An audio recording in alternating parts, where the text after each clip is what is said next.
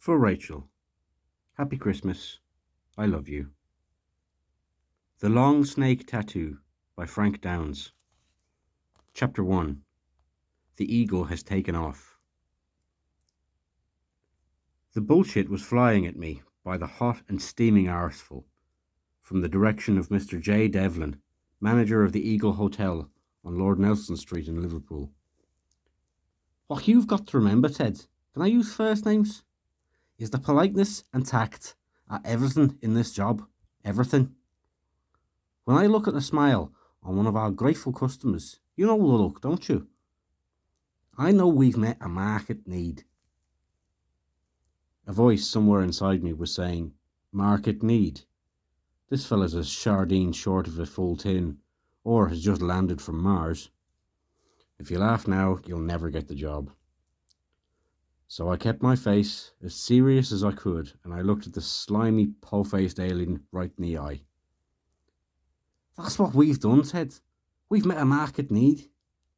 But in terms of the kind of work you do, cleaning toilets, emptying ashtrays, and above all, registering the night clientele, we need those qualities of, what I was saying before, qualities, Ted, of politeness and, of course, need I say it again, tact.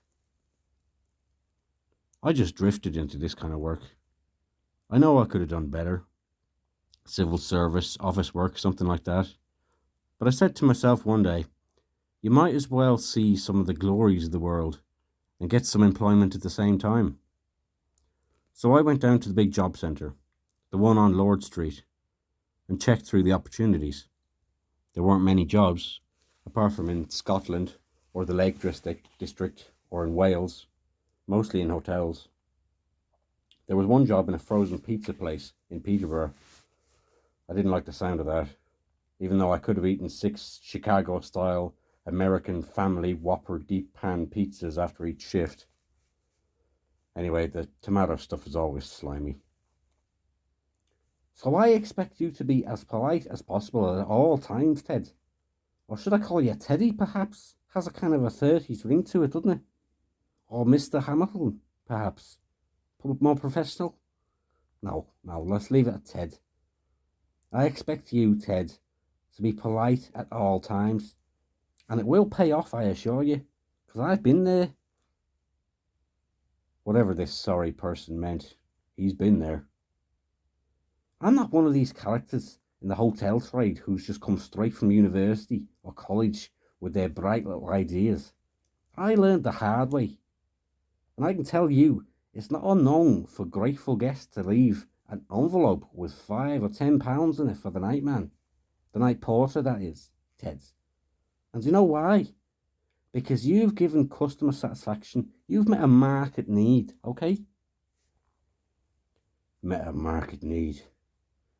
He was a bit of a pain, which was crossing my mind, I have to confess. But I could cope with that, because it went with the job. That's what I'd be paid for, I was thinking. Coping with the pain. So that's how come I got to be there, and how it was old Harry saw me the first night I started. Mr. Devlin said, Harry, this is Mr. Hamilton, but I'll be calling him Ted, the new nightman. And when I said hello, Harry looked at me all over as if I was shiny and black with 6 legs and had just crawled out of a bag with ripe hot horse shit.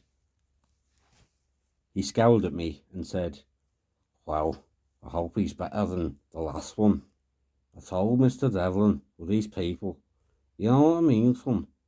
With these bloody blacks and West Indians and Africans and Pakistanis especially, you've got to... Customers, they're all customers, Harry, whatever their pigmentation. Would that not be in the realm of what we might call acceptability? Said Mr. Devlin. He then turned to me. Harry's our odd job man. You lanky bastard, Harry said. Easy to see you've been sheltered from the real world of fucking war and politics. Ugh. I'll tell you about it one day. Make your fucking hair curl. A fucking honour, an honour. You should have heard what Winston said to me. I tell you one day. I prayed to more than one God that he wouldn't. I prayed, I can tell you. Mind you, I reckoned it would take him a few weeks to make the whole thing up. All those lies, one after the other. All the D-Day stuff and the Winston and Monty shite. Every single bit of it total fantasy. I knew that. Anyway, he only talks to me to find things out. I'm one of his subjects. I'm on his beat. But I wouldn't give him the results of a general election.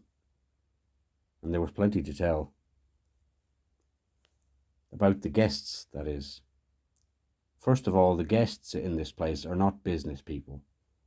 The Eagle Hotel, I can say confidently, is not a conference centre. They come here for one purpose alone.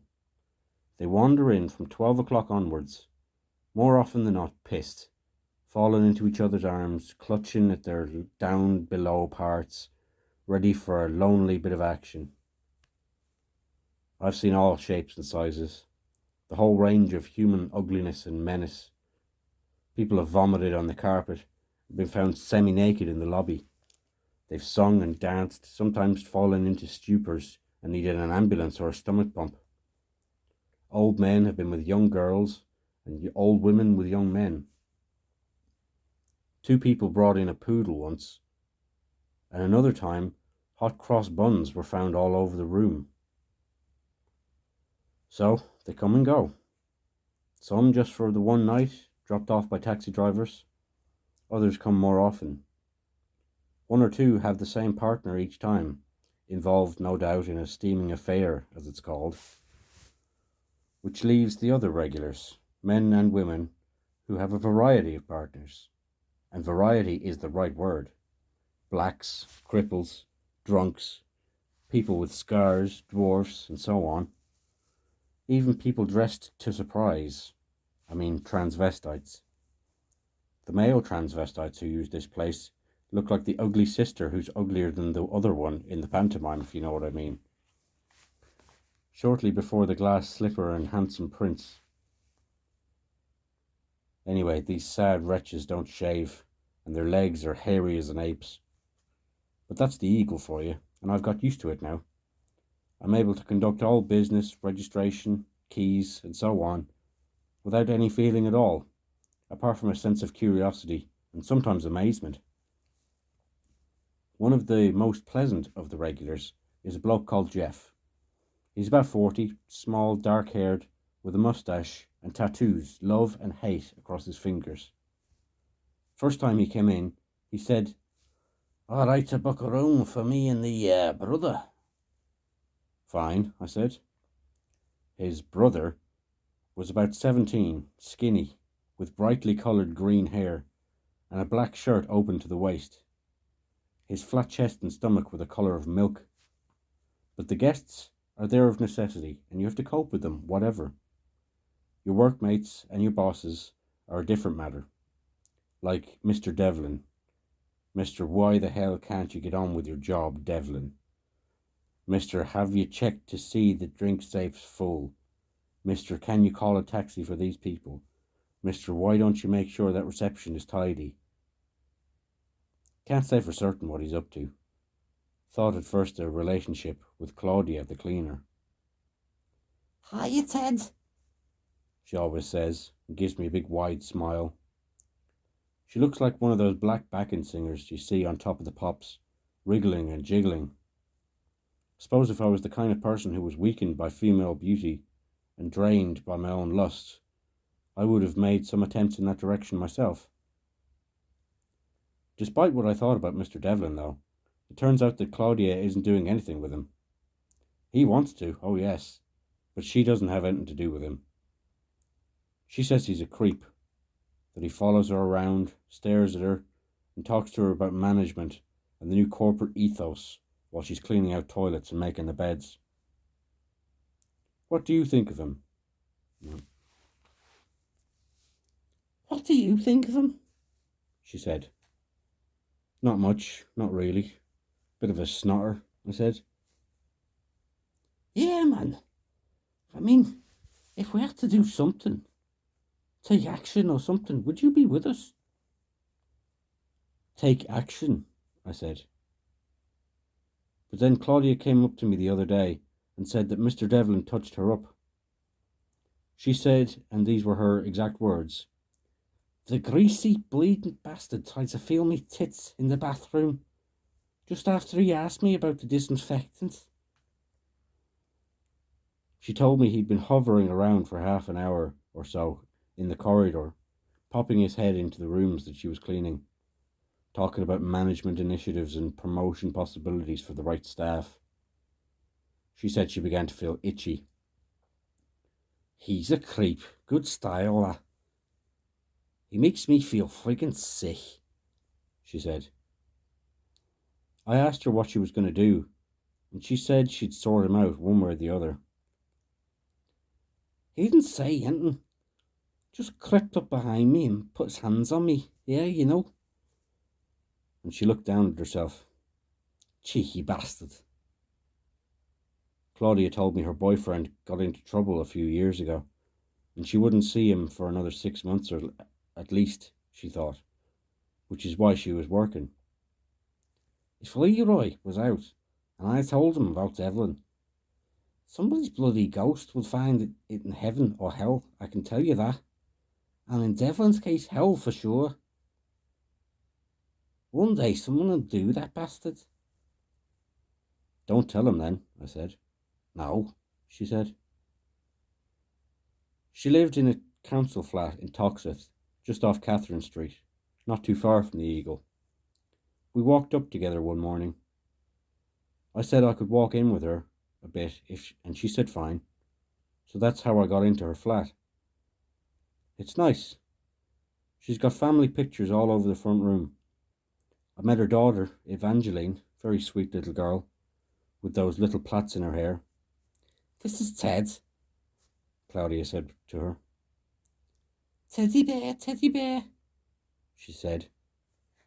"I know I can trust you," Claudia said. "Don't, I might be gone in a few weeks," I said. "I never stay anywhere very long." "Yeah, but you're going to stay here. I know it." Maybe she was right, because